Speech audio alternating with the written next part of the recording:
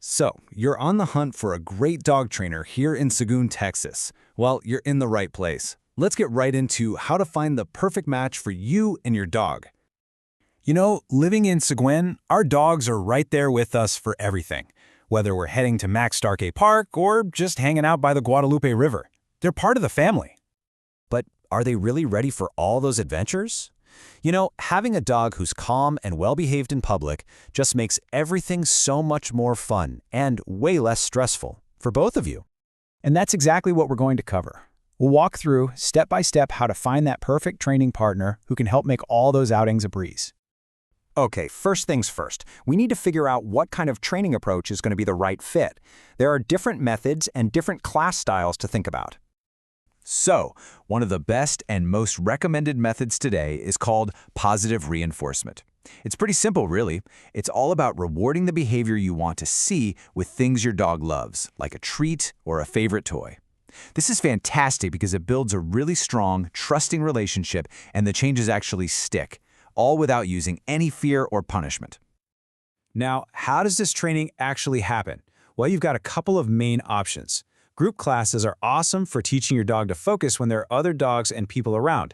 On the other hand, private lessons are completely customized. They're perfect for working on things right in your own home, like polite door greetings or better leash skills around your neighborhood. And there are other options too. A board and train is like a boot camp. It's intensive, and your dog lives with the trainer for a bit. Day training is a nice in-between where the trainer works with your dog during the day.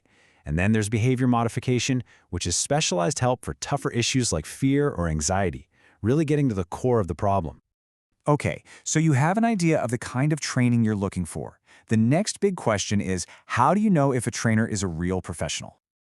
Honestly, credentials are your best friend here. Since pretty much anyone can call themselves a dog trainer, looking for certifications is a fast way to see if they're committed to up-to-date, humane training methods.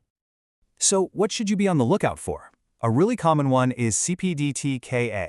This means the trainer has actually passed a big test covering learning theory and training techniques. It shows they have a solid professional foundation. Another top-notch certification is KPA-CTP. This one comes from the famous Karen Pryor Academy, and it means the trainer has deep, hands-on experience specifically with science-based positive reinforcement, often using a clicker. Now, if you're dealing with more serious behaviors like major fear or reactivity, you'll want to look for trainers with even more advanced certifications. Letters like CBCC-KA or IABC-CDBC tell you that this person has a much deeper expertise in behavior modification. All right, let's get into the practical side of things. Let's talk about money and the questions you should be asking. So what can you expect to spend? Here's a general idea of dog training costs in the Seguin area for 2025. As you can see, group classes are usually the most affordable way to start, while something like a board and train program is a much bigger financial commitment. And this really puts those cost differences into perspective. A group class series might be a few $100s, but a board and train can be several thousand. It all just comes down to your dog's specific needs, your personal goals, and of course, your budget. When you finally talk to a trainer, you want to be prepared. Here are 5 essential questions to ask. You definitely want to know about their methods and their credentials. Ask how they'll create a plan just for your dog, how you'll both track progress, and of course, get a clear picture of the total cost up front. Okay, let's bring it all back home. We'll wrap up with some important local Seguin rules and a few resources that you should know about. Every dog owner in Seguin should know these. Your dog has to be on a leash in public places. That's a big one. Rabies vaccinations are required by state law.